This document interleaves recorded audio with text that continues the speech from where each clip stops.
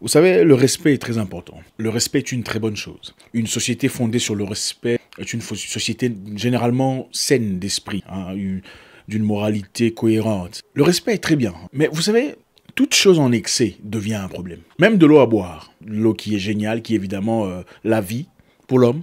Quand vous en prenez en excès, l'eau peut vous tuer. Aujourd'hui, nous allons parler du respect. Un respect particulièrement africain. Okay? Je pense qu'il est très important qu'on en discute. Le respect africain et ses aspects négatifs dans la société. Je commencerai par vous dire quelque chose qui pourrait vous choquer. L'importance que nous accordons au respect associé aux droits d'aînesse en Afrique est l'une des raisons majeures pour lesquelles nous avons du mal à avancer. Je vais m'expliquer, mais avant, nous allons partir ensemble comme d'habitude dans un tourbillon de pensées, un voyage, un périple de réflexion. On y va. L'Afrique a aussi du mal à avancer parce que nous accordons beaucoup trop de respect à ceux qui sont venus avant nous. Beaucoup trop de respect à ceux qui sont plus âgés que nous.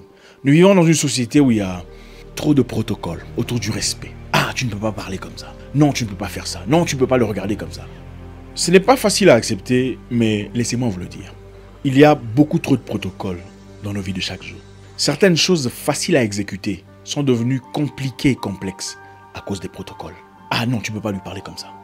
Ah non, tu ne peux pas lui dire ça.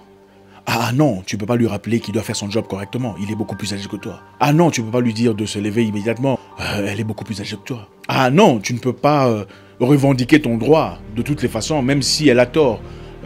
Tu lui as du respect. Ou le respect associé au droit d'aînesse est un très beau concept. Le respect associé au droit d'aînesse est un concept très beau. Mais ça devient un problème quand les gens font des bêtises sciemment pour se cacher derrière le respect que vous leur devez en rapport au droit d'aînesse. Un ami à moi, après avoir bossé très dur en Turquie pendant plus de 12 ans, avait accumulé assez d'argent et avait envoyé son argent au pays pour qu'on lui achète un terrain et qu'on construise une maison. Quelques temps plus tard, on lui envoyait des photos de la maison, des photos du terrain, des photos du travaux. Et à un certain moment, les photos n'échangeaient plus. C'était les mêmes photos et c'était bizarre, il ne comprenait pas ce qui se passait. Non mais attendez, il doit y avoir une explication pour ça.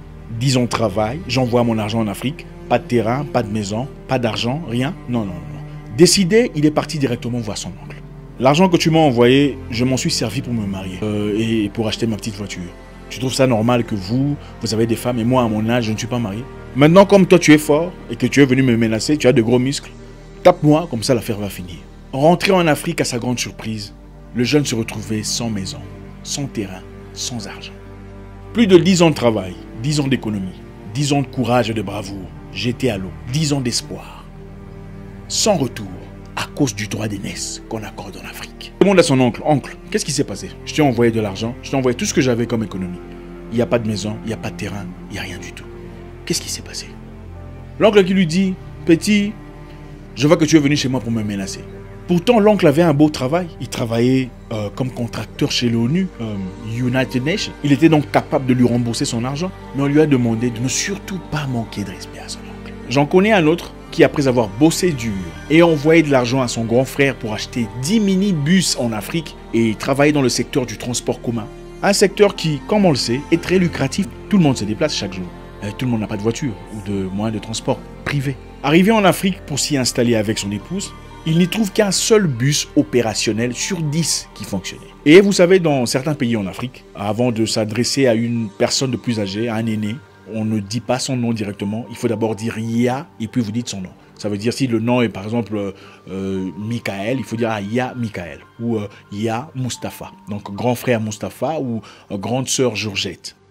Le ya avant le nom ou yaya donne un sens d'honneur, de respect, de considération, de chefferie, d'autorité sur la personne qui t'appelle ya. Le ya est tellement important dans certains pays que Michael peut gifler ta femme pour des raisons stupides. Si toi le mari, tu dis Michael, pourquoi tu as giflé ma femme? Au lieu de dire ya Michael, pourquoi tu as giflé ma femme? C'est toi qui as tort. Donc le gifle qu'il a donné à ta femme là, c'est rien par rapport au fait que toi tu l'as appelé Michael au lieu de ya Michael. Et le ya avant le nom est d'une importance capitale. Le ya est très important, c'est obligatoire. Nous allons rentrer dans notre histoire, ne vous en faites pas, restez concentrés. J'essaie d'expliquer, comme ça vous allez bien comprendre le concept. Alors qu'est-ce qui s'était passé en réalité? Son grand frère, au lieu d'aller acheter les bus de bonne qualité qui lui étaient recommandés, il y allait acheter des bus usés à moins cher et a bouffé la différence. Et comme vous l'avez manifestement remarqué, beaucoup de gens se servent du respect qu'on accorde en Afrique pour faire des bêtises. rentrons à notre histoire des bus. Après avoir laissé à la maison son épouse et ses enfants, qui n'avait nulle part où aller, il est parti revendiquer ses 10 bus auprès de son frère. Ne lui devait-il pas une explication? Son grand frère devant sa femme lui parle avec dédain, négligence et condescendance. Voulait en plus qu'il s'humilie et s'excuse pour être venu demander ses droits. Vous savez, j'ai compris une chose. Le respect ne se donne pas gratuitement. Le respect se mérite à travers des actes, des actions, de grandeur, de maturité. Tu ne peux pas me parler comme ça, tu ne peux surtout pas revendiquer tes droits, bien que ta femme et tes enfants dorment dehors, chez le voisin, bien que tout ça c'est de ma faute. Tu ne peux surtout pas me manquer de respect, au nom du droit de naissance. Je vais vous dire aujourd'hui, je voudrais que vous compreniez. Il y a des gens 15 ans plus âgés que toi, mais 13 ans moins matures que toi. Il y a des gens, vous verrez, 49 ans, 50 ans, calvitie, gros ventre, cheveux gris ou blancs, mais qui se comportent comme un clown. Comment voulez-vous qu'on vous respecte? Si à votre âge, 54 ans, vous draguez nos petites sœurs de 18 ans, 19 ans, vous n'avez pas honte. Comment voulez-vous qu'on vous respecte si vous vous comportez comme des gamins à ce niveau de votre vie? En fait, j'ai remarqué que dans beaucoup de pays africains, les gens grandissent jusqu'à 30 ans. Après 30 ans, ils ne grandissent plus. Ils apprennent seulement à fignoler français.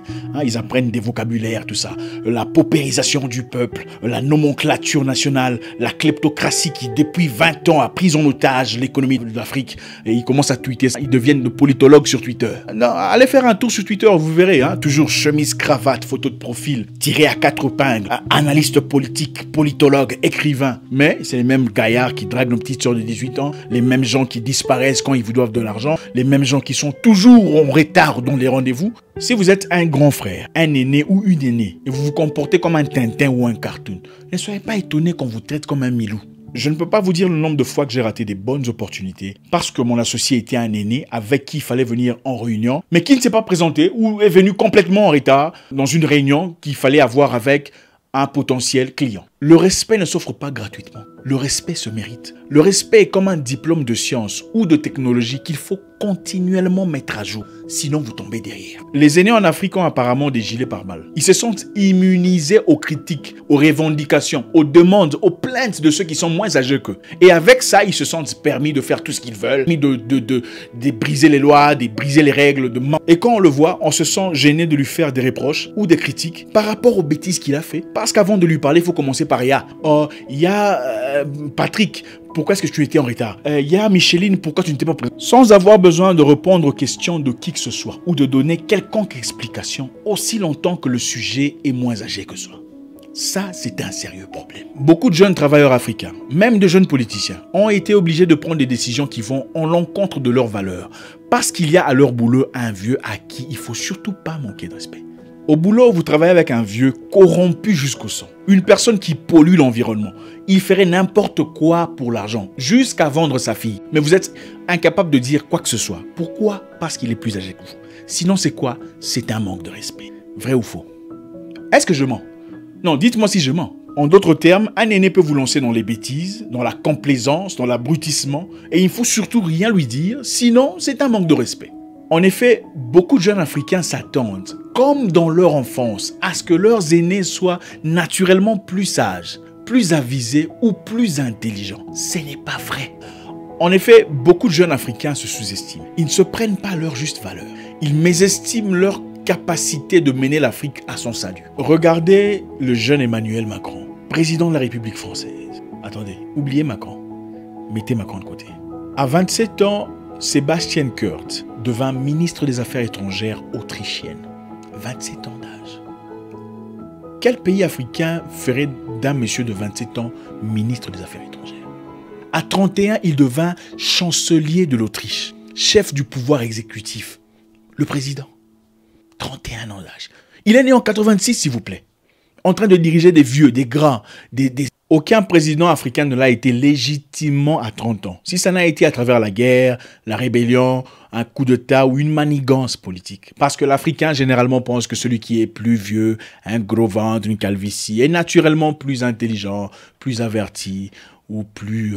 qui a déjà été dans un service privé ou public, où une maman, au lieu de répondre à la clientèle, est au téléphone en train de raconter des bêtises à une tante dans son village, et vous fait attendre pendant 25 minutes, mais à qui il faut surtout ne rien dire, ne pas faire de critique, sinon soit elle ne vous répond complètement pas, ou c'est un total manque de respect.